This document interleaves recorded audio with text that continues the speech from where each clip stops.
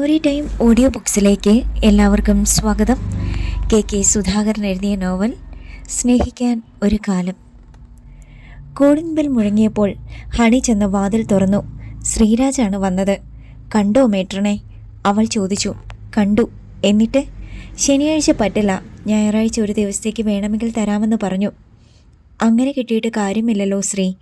ഒന്നും മിണ്ടാതെ ശ്രീരാജ് സെറ്റിയിലേക്കിരുന്നു. തൃപ്പൂണിത്തുറയിലുള്ള വിമലഹൃദയ വിമൻസ് ഹോസ്റ്റലിൻ്റെ കാര്യം അവൻ്റെ ഓഫീസിൽ ജോലി ചെയ്യുന്ന പ്രീതയാണ് പറഞ്ഞത്. അവിടെ ഗസ്റ്റായിട്ട് താമസിക്കാൻ ഒരാഴ്ച വരെ സൗകര്യമുണ്ട്. പ്രീത നേരത്തെ ആ ഹോസ്റ്റലിലായിരുന്നു താമസം. കല്യാണം കഴിഞ്ഞ ശേഷം ഇടപ്പള്ളിയിൽ ഹസ്ബൻഡിൻ്റെ വീട്ടിലാണ്. നാട്ടിൽ നിന്ന് ഒരു കൂട്ടുകാരൻ്റെ സഹോദരിക്ക് ഞായറാഴ്ച സെൻറ്റ് ആൽബർട്ട്സ് കോളേജിൽ ഒരു ടെസ്റ്റ് ഉണ്ടെന്നും 2 ദിവസം താമസിക്കാൻ എവിടെയെങ്കിലും സൗകര്യം കിട്ടുമോ എന്ന് ചോദിച്ചപ്പോഴാണ് പ്രീത അക്കാര്യം പറഞ്ഞത്. നാളെ ശനി ഉച്ചയാകുമ്പോഴേക്ക് പാലക്കാട് നിന്ന് ശ്രീരാജിൻ്റെ അച്ഛനും അമ്മയും വരും, പിറ്റേന്നുള്ള വിവാഹത്തിൽ പങ്കെടുക്കാൻ. അതിനു മുമ്പ് ഹണിയെ ഫ്ലാറ്റിൽ നിന്ന് മാറ്റിയേ പറ്റൂ. ഇനി എന്തു ചെയ്യും? വിഷണ്ണയായി അവൾ ചോദിച്ചു. ഒരൊറ്റ വഴിയേയുള്ളൂ. അവൻ ഉദ്ദേശിച്ചത് എന്താണെന്ന് അവൾക്ക് മനസ്സിലായി. പക്ഷേ അത് റിസ്ക്കാണ്. റിസ്ക് എടുത്തേ പറ്റൂ. ഇപ്പോൾ തന്നെ നീ വീണയെ ഒന്ന് വിളിക്ക്.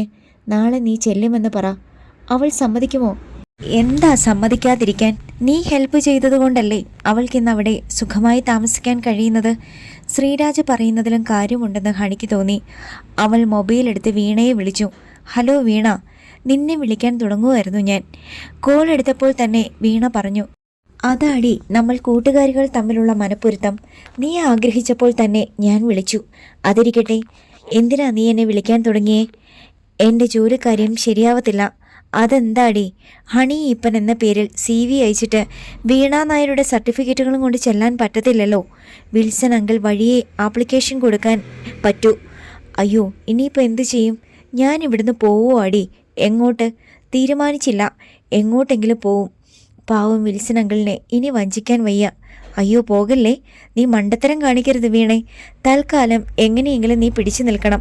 നാളെ ഞാൻ അങ്ങോട്ട് വരുന്നുണ്ട്. എന്തിന്? ഞെട്ടലോടെ വീണ ചോദിച്ചു. 2 ദിവസം നിന്റെ കൂടെ താമസിക്കാൻ ഒരാഗ്രഹം. അയ്യോ വേണ്ട. അതെന്താ?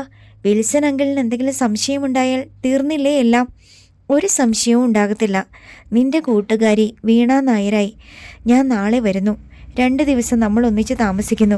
തിങ്കളാഴ്ച തിരിച്ചു പോരുന്നു. പക്ഷേ ഹണി, നീ വിൽസൺ അങ്കിളിനോട് ഇന്ന് തന്നെ ഇക്കാര്യം പറയണേ. നാളെ രാവിലെ ഞാൻ ഇവിടുന്ന് പുറപ്പെടും. രാവിലെ വിളിക്കാം. കൂടുതലൊന്നും പറയാതെ ഹണി കോൾ കട്ട് ചെയ്തു. വീണയ്ക്ക് നല്ല പേടിയുണ്ട്. അവൾ പറഞ്ഞു. പേടിക്കേണ്ടതായിട്ട് ഒരു കാര്യവുമില്ല. 2 ദിവസം കഴിഞ്ഞ് നീങ്ങു പോരുമല്ലോ. ശ്രീരാജ് സമാധാനിപ്പിച്ചു. പക്ഷെ പേടിക്കേണ്ടത് നമ്മളാ. ശ്രീയുടെ അച്ഛനും അമ്മയ്ക്കും എന്തെങ്കിലും സംശയം തോന്നിയാൽ നമ്മൾ ശ്രദ്ധിക്കണം. നിന്റെ ഒരു കർച്ചീഫ് പോലും ഈ ഫ്ലാറ്റിൽ ഉണ്ടാകാൻ പാടില്ല. സകലതും നീ കൊണ്ടുപോകണം, ശ്രീരാജ് പറഞ്ഞു. അതെങ്ങനെയാ ശ്രീ? 2 ദിവസത്തേക്ക് താമസിക്കാൻ ചെല്ലുന്ന ഞാൻ എൻ്റെ സ്ഥാവര ജംഗമ വസ്തുക്കളെല്ലാം എടുത്തു ചെന്നാൽ വിൽസൺ അങ്കിൾ എന്ത് വിചാരിക്കും? എങ്കിൽ സകലതും ഒരു സൂട്ട് കേസിലാക്കി അടച്ച് ലോക്ക് ചെയ്തു വെച്ചിട്ട് പോയാൽ മതി. ഇവിടെ ഈ ഫ്ലാറ്റിൽ ഒരു പെണ്ണ് താമസമുണ്ടായിരുന്നുവെന്ന് ഒരു കാരണവശാലും അച്ഛനും അമ്മയും അറിയരുത്. ഇല്ലെന്നേ, നമ്പർ ലോക്കുള്ള വലിയൊരു സൂട്ട് കേസ് ഉണ്ടല്ലോ, അതിൽ എൻ്റെ സകല സാധനങ്ങളും എടുത്തു വെച്ച് പൂട്ടിയിട്ടേ ഞാൻ പോകൂ. ഹണി ഏറ്റു. അത് മതി. തിരുവനന്തപുരത്തേക്ക് കൊണ്ടുപോകാനുള്ള ഡ്രസ്സും അത്യാവശ്യം വേണ്ടുന്ന മറ്റ് സാധനങ്ങളും അവൾ ഒരു എയർ ബാഗിൽ എടുത്തു വെച്ചു. പിന്നെ സകല ഡ്രസ്സും മേക്കപ്പ് സാധനങ്ങളും ചെരുപ്പും എല്ലാം അവൾ സൂട്ട് കേസിൽ വെച്ച് പൂട്ടി. പക്ഷേ നിലക്കണ്ണാടിയിൽ ഒട്ടിച്ചിരുന്ന ഒരു സ്റ്റിക്കർ പൊട്ട് ശ്രീരാജ് കണ്ടുപിടിച്ചു. ഇത് മതി എല്ലാം തീരാൻ. അമ്മയുടേത് എക്സ്റേ കണ്ണുകളാ, ഒന്നും കാണാതെ പോകത്തില്ല. അവൻ പറഞ്ഞു. ശനിയും ഞായറും നീ സ്ഥലത്തുണ്ടാവില്ല. ഒരു പ്രോജക്റ്റ് ചെയ്യാൻ ബാംഗ്ലൂരിലേക്ക് പോവുകയാണെന്ന് അച്ഛനോടും അമ്മയോടും പറഞ്ഞാൽ മതിയായിരുന്നു. ഹണിക്ക് അപ്പോഴാണ് ബോധോദയം ഉണ്ടായത്. ഇനി പറഞ്ഞിട്ട് കാര്യമില്ല മോളെ. നാളെ രാവിലെ നീ തലസ്ഥാനത്തേക്ക് പോയിക്കോ. പിറ്റേന്ന് രാവിലെ ഹണി ഒറ്റയ്ക്കാണ് എറണാകുളം ജംഗ്ഷനിലേക്ക് പോയത്. ശ്രീരാജന് ഓഫീസിലേക്ക് പോകണമായിരുന്നു. ടിക്കറ്റ് എടുത്ത് കാത്തു നിൽക്കുമ്പോൾ വീണയുടെ വിളി വന്നു.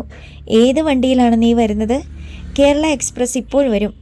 അവിടെ അത് 4 മണിക്ക് മുമ്പ് എത്തും. നീ വരുന്ന കാര്യം ഞാൻ വിൽസൺ അങ്കിളിനോട് പറഞ്ഞു. നിനക്ക് വീട് അറിയത്തില്ലല്ലോ? ഇല്ല. ഓട്ടോയിൽ കയറിയിട്ട് ഞാൻ വിളിക്കാം. അപ്പോൾ ഡ്രൈവർക്ക് ലൊക്കേഷൻ പറഞ്ഞു കൊടുത്താൽ മതി. റൂട്ട് പറഞ്ഞു തരാനൊന്നും എനിക്കറിയില്ലടി. വിൽസൺ അങ്കിളിൻ്റെ നമ്പർ ഞാൻ തരാം. വിളിച്ചു ചോദിച്ചാൽ കൃത്യമായിട്ട് പറഞ്ഞു തരും. അയ്യോ അതൊന്നും വേണ്ട, നന്ദൻകോട്ടല്ലേ, എങ്ങനെയല്ലേ ഞാൻ കണ്ടുപിടിച്ച് വന്നോളാം. അരമണിക്കൂർ ലേറ്റായിട്ടാണ് കേരള എക്സ്പ്രസ് പ്ലാറ്റ്ഫോമിലേക്ക് വന്നു നിന്നത്. തിരക്കില്ലാത്ത ഒരു കോച്ച് കണ്ടുപിടിച്ച് ഹണി അതിൽ കയറിയിരുന്നു. അരമണിക്കൂർ ലേറ്റായെങ്കിലും കൃത്യസമയത്ത് തന്നെ വണ്ടി തമ്പാനൂർ സ്റ്റേഷനിൽ വന്നു നിന്നു. പ്ലാറ്റ്ഫോം നിറഞ്ഞു കവിയുന്ന യാത്രക്കാരോടൊപ്പം അവൾ ഒരു വിധത്തിൽ പുറത്തേക്കുള്ള വാതിൽ വഴി വെളിയിലേക്കിറങ്ങി. സുമുഖനായ ഒരു ചെറുപ്പക്കാരനോടൊപ്പം വീണ കാത്തു നിൽക്കുന്നത് അപ്പോഴാണ് ഹണി കണ്ടത്. അവൾ വേഗം അവരുടെ അടുത്തേക്ക് ചെന്നു. Hi honey. പേര് തെറ്റിപ്പോകാതിരിക്കാൻ ശ്രദ്ധിച്ച് അവൾ വിളിച്ചു. ഹായ് വീണ, നിന്നെ കൊണ്ടുപോകാൻ വന്നതാണ് ഞങ്ങൾ. ഇത് വിൽസൺ അങ്കിൾ. വീണയും ശരിക്കും അഭിനയിച്ചു. വിൽസനെ ഹണിയൊന്ന് നോക്കി. അയാൾ ഇത്ര ചെറുപ്പമാണെന്ന് അവൾ വിചാരിച്ചിരുന്നില്ല. Hello honey. പെട്ടെന്ന് പിന്നിൽ നിന്ന് ആരോ വിളിച്ചു. ഹണിയും വീണയും തിരിഞ്ഞു നോക്കി.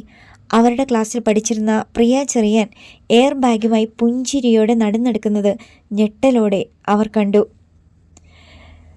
പ്രിയ വന്ന് ആശ്ചര്യത്തോടെ ഹണിയുടെയും വീണയുടെയും കൈ പിടിച്ചു. കോളേജിലായിരുന്നപ്പോൾ ഒരേ ക്ലാസ്സിൽ അടുത്തടുത്ത സീറ്റുകളിൽ, ഹോസ്റ്റലിൽ ഒരേ റൂമിൽ, കോളേജ് വിട്ടിട്ടും പിരിയാത്ത കൂട്ടുകാരികൾ. കൊള്ളാം, ഫ്രണ്ട്സ് ആയാൽ ഇങ്ങനെ തന്നെ വേണം. പ്രിയ പൊട്ടിച്ചിരിച്ചു. ഹണിയും വീണയും വിളറിയ ചിരിയോടെ നിന്നു. വിൽസൺ കൗതുകത്തോടെ 3 പേരെയും നോക്കി. ഉള്ളിൽ തികട്ടി വന്ന അരിശം ഹണി പാടുപെട്ട് അടക്കി. കോളേജിൽ വെച്ചും പ്രിയ ഇങ്ങനെയായിരുന്നു. മഹാശല്യം. ആവശ്യമില്ലാത്ത കാര്യങ്ങളിൽ വെറുതെ വന്ന് ഇടപെടും. നീ എന്താ ഇവിടെ? സൗഹൃദം നടിച്ച് ഹണി ചോദിച്ചു.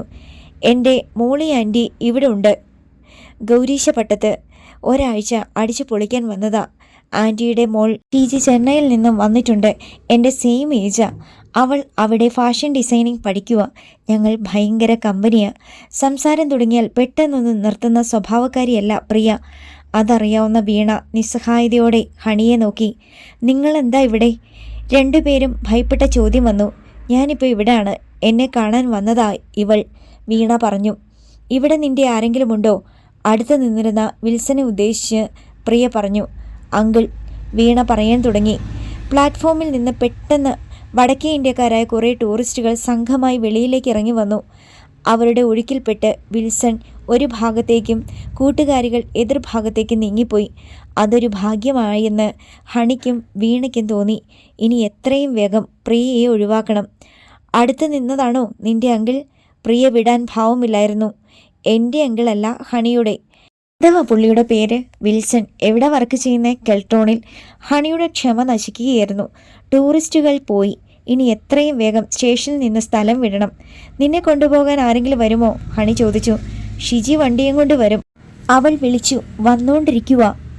വീണ ഇടം കണ്ടിട്ട് ഒന്ന് നോക്കി. വിൽസൺ മൊബൈലിൽ ആരോടോ സംസാരിക്കുകയാണ്. ഈ തക്കത്തിന് രക്ഷപ്പെടണം. എങ്കിൽ വാ, ഇറങ്ങി നിൽക്കാം. 3 പേരും കൂടി സ്റ്റേഷൻ്റെ പോർച്ചിലേക്ക് നടന്നു.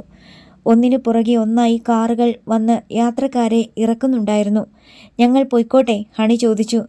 വീണയും നിന്റെ കൂടാണോ വന്നേ? പ്രിയ ചോദിച്ചു. കുറേ ദിവസം കാണുമോ? തീരുമാനിച്ചില്ല. മൊബൈൽ സംസാരം കഴിഞ്ഞ് വിൽസൺ അവരുടെ അടുത്തേക്ക് ചെന്നു. നമുക്ക് പോകാം അങ്കിൾ, പെട്ടെന്ന് വീണ പറഞ്ഞു.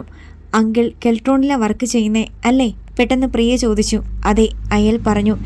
എൻ്റെ ആൻറ്റിയും അവിടുണ്ട്, അഡ്മിനിസ്ട്രേഷനിലാണ്. പ്രിയ പറഞ്ഞു. പേരെന്താണ്? ഞങ്ങളൊക്കെ മോളി ആൻറ്റി എന്നാണ് വിളിക്കുന്നേ. പക്ഷേ ഒഫീഷ്യൽ നെയിം എലിസബത്ത് ജോർജ് എന്നാ. അങ്കിൾ അറിയോ? ഓ അറിയാം. പുള്ളിക്കാരിയുടെ ഹസ്ബൻഡിന് 2 മാസം മുമ്പ് ഒരു ആക്സിഡൻറ്റ് ഉണ്ടായില്ലേ? ഞങ്ങൾ മെഡിക്കൽ കോളേജിൽ പോയി കണ്ടായിരുന്നു. അങ്കിൾ എവിടെയാണ് താമസിക്കുന്നത്? നന്ദൻകോട്. വെള്ള നിറമുള്ള ഒരു ചെറിയ കാർ അപ്പോൾ പോർച്ചിലേക്ക് കയറി വന്നു സൈഡ് ചേർന്ന് നിന്നു.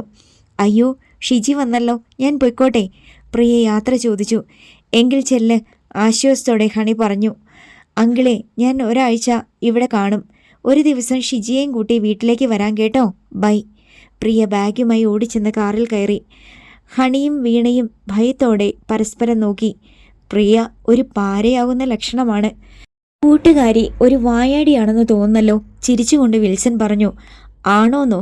ഞങ്ങൾ അവളെ ലൗഡ് സ്പീക്കർ എന്ന അങ്കിളെ വിളിക്കുന്നേ, ഹണി പറഞ്ഞു. 3 പേരും കാർ പാർക്കിംഗ് ഏരിയയിലേക്ക് നടന്നു. വീണയുടെ വീടെവിടെയാണ്? വിൽസൺ ചോദിച്ചു. ഹരിപ്പാട്. അപ്പോൾ എവിടുന്ന് ട്രെയിൻ കയറി? കേരള എക്സ്പ്രസ് ഹരിപ്പാട് വഴിയല്ലല്ലോ വരുന്നേ. അത് ഞാൻ കായംകുളത്ത് വന്നാണ്. പെട്ടെന്ന് ഹണി പറഞ്ഞു. വിൽസനോട് സൂക്ഷിച്ചു വേണം സംസാരിക്കേണ്ടതെന്ന് അവൾക്ക് പെട്ടെന്ന് മനസ്സിലായി, അത്ര മണ്ടനൊന്നുമല്ല ആൾ. അവർ കാറിൻ്റെ അടുത്തെത്തി. ഫ്രണ്ട് സീറ്റിൽ വിൽസനോടൊപ്പം ഇരിക്കണോ അതോ ബാക്ക് സീറ്റിൽ ഹണിയോടൊപ്പം ഇരിക്കണോ എന്ന് വീണ ആശയക്കുഴപ്പത്തിലായി.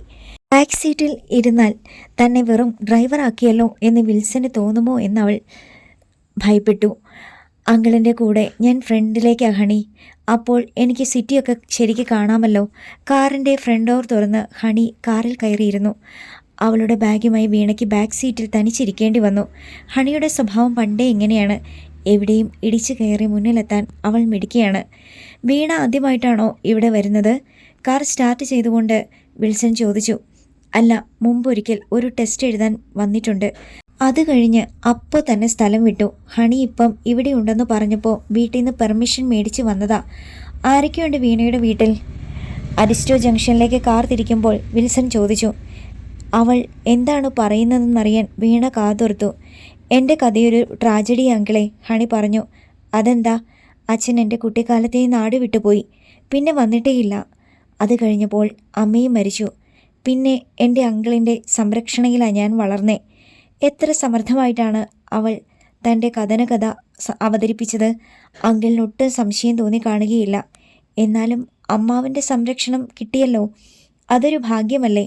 അതെ, എന്നാലും ഒരു അനാഥ പെണ്ണിൻ്റെ ജീവിതം അങ്കിളിനത് മനസ്സിലാകത്തില്ല. എന്തൊരു അഭിനയമാണ് പെണ്ണിൻ്റേത്. ബാക്ക് സീറ്റിലിരുന്ന് വീണ അത്ഭുതപ്പെട്ടു. സംസാരം മൂത്ത അവസാനം കുഴിയിൽ ചെന്ന് ചാടാതിരുന്നാൽ മതിയായിരുന്നു. സാരമില്ല, ഒരു ജോലിയൊക്കെ കിട്ടി മാരേജ് കഴിയുമ്പോൾ അനാഥയല്ലാതാകും, വിൽസൺ ആശ്വസിപ്പിച്ചു. അതൊക്കെ എന്നെപ്പോലുള്ള പെൺകുട്ടികൾക്ക് സ്വപ്നം കാണാനല്ലേ പറ്റുമെങ്കിൽ.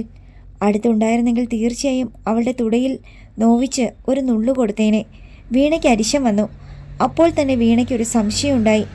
എന്തിനാണ് ഹണിയോട് അരിശം തോന്നുന്നത്? അവൾ വിൽസൺ അങ്കിളിൻ്റെ സഹതാപം പിടിച്ചു പറ്റുന്നത് കൊണ്ടാണോ? അതോ എനിക്കാരോട് കുശുമ്പില്ല. അവളുടെ സംസാരം ശ്രദ്ധിക്കാതെ വീണ പുറത്തേക്ക് നോക്കിയിരുന്നു. നാളെ എങ്കിൽ ഫ്രീ ആണോ? ഹണി ചോദിച്ചു. സൺഡേ അല്ലേ? എനിക്ക് നാളെ പ്രോഗ്രാം ഒന്നുമില്ല, അങ്കിൾ പറയുന്നു. വിരോധമില്ലെങ്കിൽ നമുക്ക് 3 പേർക്കും കൂടി സിറ്റിയിലൊന്ന് ചുറ്റിയടിക്കാൻ. ഒരു വിരോധവുമില്ല. ഹണിയുടെ ഫ്രണ്ട് വന്നിട്ട് സിറ്റി കാണിക്കാതെ വിട്ടാൽ അവൾക്ക് വിഷമമാകും. എത്ര നല്ല ഒരു അങ്കിളിനെയാണ് ഹണിക്ക് കിട്ടിയിരിക്കുന്നത്, അവൾ പ്രശംസിച്ചു. ഹണി ഇങ്ങോട്ട് വരാൻ സമ്മതിച്ചത് അബദ്ധമായെന്ന് വീണയ്ക്ക് തോന്നി. അല്ല, വരണ്ട എന്ന് പറഞ്ഞാലും അവൾ വരുമായിരുന്നു. ഒരു കാര്യം വിചാരിച്ചാൽ പിന്നെ അതിൽ നിന്ന് പിന്മാറുന്നവളല്ല അവൾ. ഗേറ്റിൻ്റെ മുന്നിൽ ചെന്ന് കാർ നിന്നു. വീണ പെട്ടെന്ന് കാറിൽ നിന്ന് ഇറങ്ങിച്ചെന്നു. ഗേറ്റിൻ്റെ പാളികൾ രണ്ടും മലർക്കെ തുറന്നു കൊടുത്തു. ഇതാണോ അങ്കിളുടെ വീട്? ആശ്ചര്യഭാവത്തിൽ ഹണി ചോദിച്ചു. അതെ. കാർ അകത്തേക്ക് കയറ്റുന്നതിനിടയിൽ വിൽസൺ പറഞ്ഞു. ബ്യൂട്ടിഫുൾ ഹൗസ്, ആരാധനയോടെ ഹണി പറഞ്ഞു. വിൽസൺ പുഞ്ചിരിച്ചതേയുള്ളൂ. വീണ വീണ്ടും ഗേറ്റ് അടച്ച് കുറ്റിയിട്ടു. കാറിൽ നിന്ന് ഹണി അവളുടെ ബാഗ് എടുത്തു. വീണയെ അവളുടെ റൂമിലേക്ക് കൊണ്ടുപോ ഹണി, റെസ്റ്റ് എടുക്കട്ടെ, യാത്ര ചെയ്ത് ക്ഷീണിച്ചു വന്നതല്ലേ, വിൽസൺ പറഞ്ഞു. വാടി. ഹണിയെ വീണ മുകളിലേക്ക് കൊണ്ടുപോയി. മുകളിലാണോ നിന്റെ റൂം? സ്റ്റെയർ കേസ് കയറുമ്പോൾ ഹണി ചോദിച്ചു. അങ്കിളിൻ്റെയോ? താഴെ. വീണ വാതിൽ തുറന്ന് അകത്തേക്ക് കയറി. ഹണി പിന്നാലെ ചെന്നു. ബാഗ് മേശപ്പുറത്ത് വെച്ചിട്ട് അവൾ മുറി മൊത്തത്തിലൊന്ന് നോക്കി. രാജകുമാരിയെപ്പോലെ ഇവിടെ താമസമല്ലേ? അവൾ വിടർന്ന കണ്ണുകളോടെ ചോദിച്ചു. വീണ ചെന്ന് വാതിലടച്ച് ബോൾട്ടിട്ടു. പറ, നീ എന്തിനാ ഇങ്ങോട്ട് വന്നത്? അവിടെ വല്ല പ്രശ്നവും ഉണ്ടായോ? അവൾ ചോദിച്ചു. ശ്രീയുടെ അച്ഛനും അമ്മയും ഒരു മാരേജിൽ പങ്കെടുക്കാൻ ഇന്നവിടെ വരും. ഞാൻ എവിടെ പോയി ഒളിക്കും? അത് ശരി, ഈ ഒളിച്ചുകളി തുടരേണ്ടി വരുമല്ലോ ഇങ്ങനെയാണെങ്കിൽ, വീണ ചോദിച്ചു. ഹണി തളർച്ചയോടെ ബെഡിലേക്ക് കിടന്നു. ഒരു മനസ്സമാധാനവും ഇല്ലടി. എടുത്തു ചാടി ഒന്നും ചെയ്യണ്ടായിരുന്നെന്ന് ഇപ്പം തോന്നുക. ചാച്ചൻ പറഞ്ഞത് അനുസരിച്ചാൽ മതിയായിരുന്നു. ഹണി ഖേദത്തോടെ കണ്ണുകൾ അടച്ചു. വീണ അവളെ തന്നെ നോക്കി പകച്ചു നിന്നു. സ്വന്തം ഓഫീസ് മുറിയോട് ചേർന്ന് മാധുരിക്കൊരു സ്വകാര്യ മുറിയുണ്ട്. കസേര, ചെറിയ മേശ, വാഷ് ബേസൻ, നിലക്കണ്ണാടി, ക്യാബിനറ്റ് എന്നിവയുണ്ട് ആ മുറിയിൽ. ഉച്ചഭക്ഷണം കഴിക്കുന്നതും വിശ്രമിക്കുന്നതും അവിടെയാണ്. അന്നൊരു കോൺഫറൻസ് ഉണ്ടായിരുന്നതുകൊണ്ട് ഉച്ചയ്ക്കുള്ള ഭക്ഷണം കഴിക്കാൻ അവൾ വൈകി. ഇടയ്ക്ക് ചായയും ബിസ്ക്കറ്റും കശുവണ്ടി പരിപ്പും കിട്ടിയതുകൊണ്ട് വിശപ്പ് അറിഞ്ഞില്ല. 2:30 ആയപ്പോഴാണ് ഹാൻഡ് ബാഗിൽ ടിഫിൻ ബോക്സും വെള്ളം നിറച്ച കുപ്പിയുമായി സ്വകാര്യ മുറിയിലേക്ക് മാധുരി ചെന്നത്. കൈ കഴുകിയിട്ട് അവൾ ടിഫിൻ ബോക്സ് എടുത്തു തുറന്നു. കുറച്ച് ചോറും ഒരു കഷ്ണം മീൻ പൊരിച്ചതും ചുവന്ന ചീര തോരൻ വെച്ചതും തൈരും നെല്ലിക്ക അച്ചാറുമായിരുന്നു വിഭവങ്ങൾ. അവൾ കഴിച്ചുകൊണ്ടിരുന്നപ്പോഴാണ് ബാഗിലിരുന്ന് മൊബൈൽ ബെല്ലടിച്ചത്. ഇടത് കൈകൊണ്ട് അവൾ സിബ് തുറന്നു മൊബൈൽ എടുത്തു. തിരുവനന്തപുരത്തുള്ള നിർമ്മലയായിരുന്നു അത്. ഹലോ നിമ്മി. അവൾ കോൾ എടുത്തു. നീ ഫ്രീ ആണോ ഇപ്പം? നിർമ്മല ചോദിച്ചു. അതെ, ലഞ്ച് കഴിക്കുകയാണ്. ബട്ട് നോ പ്രോബ്ലം, സംസാരിക്കാം. എന്താ ഇത്ര വൈകിയേ? കോൺഫറൻസ് ഉണ്ടായിരുന്നു, അത് നീണ്ടുപോയി. പറ, എന്താ കാര്യം? നീ വെറുതെ വിളിക്കത്തില്ലല്ലോ. ഏതോ ഒരു കുട്ടിക്ക് താമസിക്കാൻ അക്കോമഡേഷൻ വേണമെന്ന് നീ കുറച്ച് ദിവസം മുമ്പ് പറഞ്ഞിരുന്നില്ലേ? ഒരു വേക്കൻസി വരുന്നുണ്ട്, നിർമ്മല അറിയിച്ചു. വിൽസന്റെ വീട്ടിൽ വന്നിട്ടുള്ള കുട്ടിക്ക് വേണ്ടി WCAയിൽ താമസ സൗകര്യം കിട്ടുമോ എന്ന് നിർമ്മലയോട് അന്വേഷിച്ചിരുന്ന കാര്യം മാധുരിക്കോ ഓർമ്മ വന്നു. എന്നത്തേക്ക് കിട്ടും? 30-ാം തീയതി ആ കുട്ടി പോകും. പിറ്റേന്ന് വേണമെങ്കിൽ വരാം. വേണമെങ്കിൽ ഞാൻ റൂം ബ്ലോക്ക് ചെയ്ത് വെക്കാം മാധുരി. അങ്ങനെ ചെയ്യും നിർമ്മലേ. രാത്രിയിൽ ഞാൻ വിളിച്ച് കൺഫർമേഷൻ പറയാം. എൻ്റെ ഒരു ഫ്രണ്ടിൻ്റെ കസിൻ്റെ മോൾക്ക് വേണ്ടിയാണ്. ഇപ്പോൾ അവിടെയുള്ള കുട്ടി സെൻട്രൽ ഗവൺമെൻറ് സർവീസിൽ ജോലി കിട്ടി പോവുകയാണ്. എന്തായാലും 30-ാം തീയതി കഴിഞ്ഞ് കിട്ടുമെന്ന് പറഞ്ഞേക്കൂ. താങ്ക്സ് നിർമ്മല. മാധുരിക്ക് സന്തോഷം തോന്നി. വിൽസനെ വിളിക്കാൻ ഒരു കാരണം കിട്ടിയല്ലോ. വേണമെങ്കിൽ വെറുതെയും വിളിക്കാം. പക്ഷേ അങ്ങനെ വിൽസന്റെ സമയം നഷ്ടപ്പെടുത്താൻ ആഗ്രഹമില്ല. ഊണ് കഴിഞ്ഞ് അവൾ മൊബൈൽ എടുത്ത് ഇഷ്ടത്തോടെ വിൽസനെ വിളിച്ചു. ഹലോ മധു, സർപ്രൈസ് ആയിരിക്കുന്നല്ലോ. ഈ സമയത്ത് ഞാൻ നിന്നെ പ്രതീക്ഷിച്ചതേയില്ല. വിൽസന്റെ സന്തോഷം സ്വരത്തിലെ പ്രസന്നതയിൽ നിന്ന് അവൾക്ക് തിരിച്ചറിയാൻ കഴിഞ്ഞു. അതുകൊണ്ട് തന്നെയാണ് ഇപ്പോൾ തന്നെ വിളിച്ചത്. വിൽസ്, നീ എവിടെയാണ്? വീട്ടിലാണ്. ഉച്ചയ്ക്ക് ശേഷം ലീവ് എടുത്തു. ഹണിയുടെ ഒരു കൂട്ടുകാരി വന്നിട്ടുണ്ട്. അവളെ പിക്കപ്പ് ചെയ്യാൻ റെയിൽവേ സ്റ്റേഷനിൽ പോകേണ്ടി വന്നു. എന്നെ കൂടാതെ എത്ര പെണ്ണുങ്ങളെ ഇതുപോലെ പിക്കപ്പ് ചെയ്യാൻ പോയിട്ടുണ്ട്? കളിമട്ടിൽ മാധുരി ചോദിച്ചു. എന്താ, സങ്കടം വരുന്നുണ്ടോ നിനക്ക്?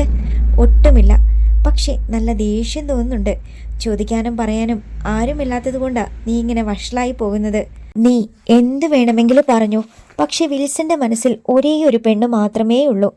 അത് കാഞ്ഞിരപ്പള്ളിക്കാരി മാധുരി എന്ന നായരു പെണ്ണാണെന്നും നീ പറയുമായിരിക്കും. വിൽസൺ പൊട്ടിച്ചിരിച്ചു. നീ അത് വിശ്വസിക്കുന്നുണ്ടെങ്കിൽ അത് മാത്രം മതി എനിക്ക്. ചില കൂട്ടുകാരികളൊക്കെ എൻ്റെ ജീവിതത്തിലൂടെ കടന്നു പോയിട്ടുണ്ട് മധു. വേണ്ട, എന്നോടൊന്നും പറയണ്ട. എന്തിനാ ഹണിയുടെ കൂട്ടുകാരി വന്നത്? സിറ്റി കാണാനാണെന്ന് പറഞ്ഞത്.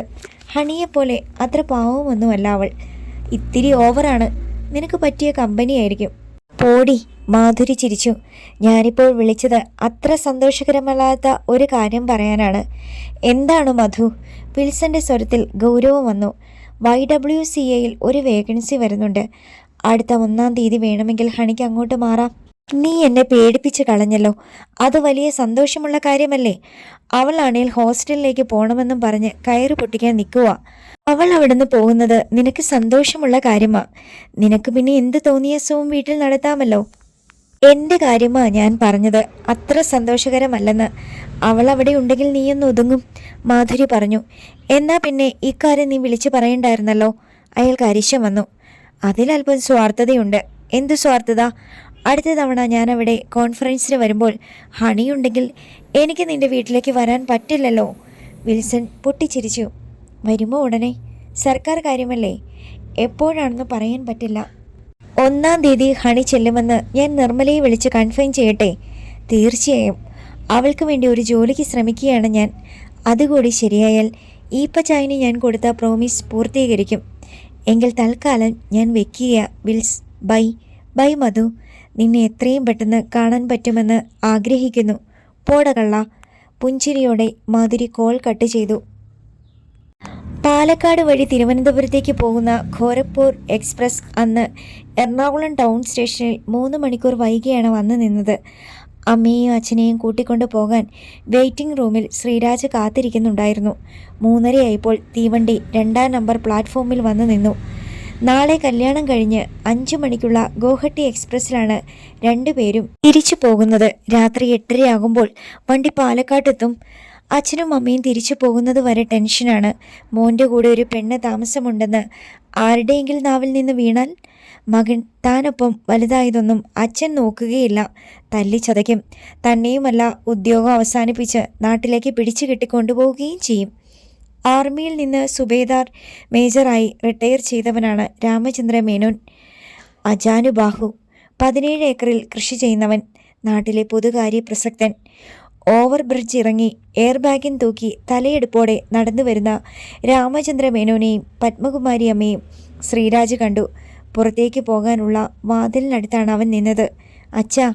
വെളിയിലേക്ക് മറ്റു യാത്രക്കാരോടൊപ്പം ഇറങ്ങി വന്ന രാമചന്ദ്ര മേനോൻ്റെയും പത്മകുമാരി അമ്മയുടെയും അടുത്തേക്ക് അവൻ ചെന്നു. ശ്രീരാജിനെ കണ്ട് രണ്ടുപേരുടെയും മുഖം പ്രസന്നമായി. നീ വന്നിട്ട് ഒത്തിരി നേരമായോടാ? മേനോൻ ചോദിച്ചു. ഇല്ലച്ചാ, വിളിച്ചു ചോദിച്ചപ്പോൾ വണ്ടി ലേറ്റാണെന്നറിഞ്ഞു. അതുകൊണ്ട് നേരത്തെ ഇറങ്ങിയില്ല. ഞാൻ വന്നിട്ട് അരമണിക്കൂർ ആയതേ ഉള്ളൂ. പത്മകുമാരി അമ്മ അവനെ വാത്സല്യത്തോടെ കണ്ണുകൾ കൊണ്ടൊന്ന് തലോടി. നീ എന്താ മോനെ വല്ലാതെ ക്ഷീണിച്ചിരിക്കുന്നേ? അസുഖമല്ലോ ഉണ്ടോ നിനക്ക്? ഇല്ലമ്മേ, ഒരാഴ്ചയായി നൈറ്റ് ഷിഫ്റ്റിലാ. ഉറക്കം ശരിയാകത്തോണ്ടാ, അവൻ പറഞ്ഞു. അതൊന്നും സാരമില്ല, ശീലമാകുമ്പോൾ ശരിയായിക്കോളും. മേനോൻ അത് നിസ്സാരമായി തള്ളി. സമയത്ത് ആഹാരം കഴിക്കത്തില്ല, അതാ കാര്യം. എനിക്കറിയാം. പത്മകുമാരി അമ്മ കാരണം കണ്ടുപിടിച്ചു. നമ്മൾ എങ്ങനെയാടാ പോകുന്നേ? ബസ്സിലാണോ അതോ ഓട്ടോയിൽ പോകാനുള്ള ദൂരമേ ഉള്ളോ? മേനോൻ ചോദിച്ചു. ഞാൻ കാർ കൊണ്ടുവന്നിട്ടുണ്ടച്ചാ. കാറോ? കമ്പനിയിൽ നിന്ന് നിനക്ക് കാറും തന്നോ? മേനോന് അത്ഭുതമായി. കമ്പനിയുടെ കാറല്ലച്ചാ, എൻ്റെ ഒരു ഫ്രണ്ടിൻ്റെയാ. അച്ഛനും അമ്മയും വരുന്നത് പ്രമാണിച്ച് അവൻ തന്നതാ 2 ദിവസത്തേക്ക്. സ്വന്തമായിട്ട് നിനക്കൊരു കാറ് കിട്ടാൻ അത്ര വലിയ പ്രയാസമൊന്നുമില്ലടാ. രാമചന്ദ്ര മേനോൻ പത്മകുമാരി അമ്മയെ നോക്കി ഗൂഢമായി ഒന്ന് പുഞ്ചിരിച്ചു. അവർക്ക് ആ പുഞ്ചിരിയുടെ അർത്ഥം മനസ്സിലായി. അതെ, 3-4 മാസം, അതിൽ കൂടുതൽ വേണ്ടി വരത്തില്ല. അമ്മയും അച്ഛനും പറയുന്നത് ശ്രീരാജിന് മനസ്സിലായില്ല. ലോൺ എടുത്ത് കാർ വാങ്ങുന്ന കാര്യമായിരിക്കും അവർ പറയുന്നതെന്ന് അവന് തോന്നി. കാലുറപ്പിച്ച് നേരെ ഒന്ന് നിന്നിട്ട് മതി കാറും ലോണും. കാർ പാർക്ക് ചെയ്തിരുന്ന സ്ഥലത്തേക്ക് അവരെ അവൻ കൊണ്ടുപോയി. കാറിൽ ശ്രീരാജിനോടൊപ്പമാണ് മേനോൻ ഇരുന്നത്. നേരത്തെ ഡ്രൈവിംഗ് ലൈസൻസ് എടുത്തത് പ്രയോജനമായി അല്ലയോ? മേനോൻ ചോദിച്ചു. അതെ, ദീർഘവീക്ഷണമുള്ളവനാണ് രാമചന്ദ്ര മേനോൻ. 18 വയസ്സ് തികഞ്ഞപ്പോൾ തന്നെ ശ്രീരാജിനെ ഡ്രൈവിംഗ് പഠിക്കാൻ വിട്ടു. പാസ്പോർട്ടും എടുപ്പിച്ചു. നമ്മുടെ അലംഭാവം കാരണം ഭാഗ്യങ്ങളൊന്നും മാറിപ്പോകരുതല്ലോ. ശ്രീരാജ് കാക്കനാട്ടേക്ക് കാർ ഓടിച്ചു. കൂട്ടുകാരനും നീയും കൂടെ അല്ലയോ ഫ്ലാറ്റ് വാടകയ്ക്ക് എടുത്തേക്കുന്നേ? പെട്ടെന്ന് മേനോൻ ചോദിച്ചു. അതെ, അവൻ പറഞ്ഞു. എത്ര ബെഡ്റൂം ഉണ്ട്? 2. നീ അപ്പം ഡ്രോയിങ് റൂമിൽ കിടക്കുമോ ഇന്ന്? ഗിരീഷ് ഞാനും കൂടാണ് ഫ്ലാറ്റ് റെൻറ്റിനെടുത്തതെങ്കിലും അവൻ ഇതുവരെ താമസിക്കാൻ വന്നില്ല. അവനെ കമ്പനി ഹൈദരാബാദിന് വിട്ടിരിക്കുക. അടുത്ത മാസമേ അവൻ വരൂ. അത് നന്നായി. അപ്പോൾ 2 ബെഡ്റൂമും നമുക്ക് ഉപയോഗിക്കാം അല്ലേ? മേനോൻ ചോദിച്ചു. അതെ അച്ഛാ. മേനോന് സന്തോഷമായി. വാടക 2 പേരും കൂടി പങ്കിട്ടെടുക്കും. പക്ഷെ കൂട്ടുകാരൻ വരുന്നതുവരെ ഫ്ലാറ്റ് മുഴുവനായി ശ്രീരാജന് ഉപയോഗിക്കുകയും ചെയ്യാം. അപ്പാർട്ട്മെൻറ്റിൻ്റെ മുമ്പിൽ ചെന്ന് കാർ നിന്നു. അച്ഛനും അമ്മയും ഇറങ്ങിക്കോ, ഞാൻ വണ്ടി പാർക്ക് ചെയ്തിട്ട് വരാം. 2 പേരും കാറിൽ നിന്നിറങ്ങി. അപ്പാർട്ട്മെൻറ്റ് കണ്ടപ്പോൾ 2 പേർക്കും അഭിമാനം തോന്നി. 12 നിലയുടെ പൊക്കം. മകൻ ഈ കൂറ്റൻ കെട്ടിടത്തിലാണ് താമസം. കാർ പാർക്ക് ചെയ്തിട്ട് ശ്രീരാജ് വന്നു. എത്രാമത്തെ നിലയിലാണ് നീ? 9ാമത്തെ. അതും സന്തോഷമായി മേനോന്. ലിഫ്റ്റിൽ അവരെ 9ാമത്തെ നിലയിലേക്ക് ശ്രീരാജ് കൊണ്ടുപോയി. ഒരു നിലയിൽ എത്ര ഫ്ലാറ്റാ? മേനോൻ ചോദിച്ചു. 4. അവരുമായിട്ടൊക്കെ നീ പരിചയപ്പെട്ടോ? അങ്ങനൊന്നും ഇവിടെ ആരും പരിചയപ്പെടാറില്ല അച്ഛാ. ഓരോരുത്തരും അവരവരുടെ പാട്. ഒരു കണക്കിന് അതാ നല്ലത്, പത്മകുമാരിയമ്മ പറഞ്ഞു. ശ്രീരാജ് താക്കോലെടുത്ത് വാതിൽ തുറന്നു. അച്ഛനും അമ്മയും ഫ്ലാറ്റിലേക്ക് കയറി. എല്ലാ മുറികളും കണ്ടു. വലുതല്ല, എന്നാലും താമസിക്കാൻ ഇതൊക്കെ മതി, മേനോൻ പറഞ്ഞു. ഒഴിഞ്ഞു കിടന്ന മുറി അവൻ അച്ഛനും അമ്മയ്ക്കും കൊടുത്തു. പോയി കഴിക്കാനുള്ളത് മേടിച്ചുകൊണ്ട് വരാം. ചായയും ഫ്ലാസ്ക് എടുത്തുകൊണ്ട് ശ്രീരാജ് പുറത്തേക്ക് പോയി. അവൻ വരുമ്പോഴേക്ക് നമുക്ക് കുളിക്കാം. 2 പേരും കുളിച്ച് വേഷം മാറി. കല്യാണാലോചനയുടെ കാര്യം അവനോട് എപ്പോഴാ പറയുന്നേ? പത്മകുമാരി അമ്മ ചോദിച്ചു. തൃപ്പൂണിത്തുറയിൽ നിന്ന് ശ്രീരാജിനൊരു ആലോചന വന്നിട്ടുണ്ട്. ഒരു ബന്ധു വഴിയാണ്. പെണ്ണ് എഞ്ചിനീയറിംഗ് പഠിക്കുന്നതേ ഉള്ളൂ. പക്ഷേ ഏക മകൾ, വമ്പിച്ച സ്വത്ത്. നാളെ കല്യാണത്തിന് ആ കുട്ടിയും വരുമല്ലോ. തമ്മിൽ കാണട്ടെ, എന്നിട്ട് പറഞ്ഞാൽ മതി. അത് നേരാ. ശ്രീരാജ് വാങ്ങിക്കൊണ്ടുവന്ന മസാല ദോശയും ചായയും കഴിച്ചിട്ട് അവർ നേരത്തെ ഉറങ്ങാൻ തയ്യാറായി. ബെഡ്ഷീറ്റ് മാറ്റാനായി അത് വലിച്ചെടുത്തപ്പോൾ തലയണയുടെ കീഴിൽ ചുരുട്ടി വെച്ചിരുന്ന തവിട്ട് നിറത്തിലുള്ള ഒരു തുണി പത്മകുമാരിയമ്മ കണ്ടു. അവർ അതെടുത്തു നോക്കി. പെൺകുട്ടികൾ ധരിക്കുന്ന ഒരു ലെഗിൻസ് ആയിരുന്നു അത്. അയ്യോ ചേട്ടാ! ഞെട്ടലോടെ പത്മകുമാരിയമ്മ വിളിച്ചു. രാമചന്ദ്ര മേനോൻ അടുത്തേക്ക് വന്ന് അവരുടെ കയ്യിലിരുന്ന വസ്ത്രത്തിലേക്ക് തുറച്ചു നോക്കി. അടുത്ത ഭാഗം നാളെ.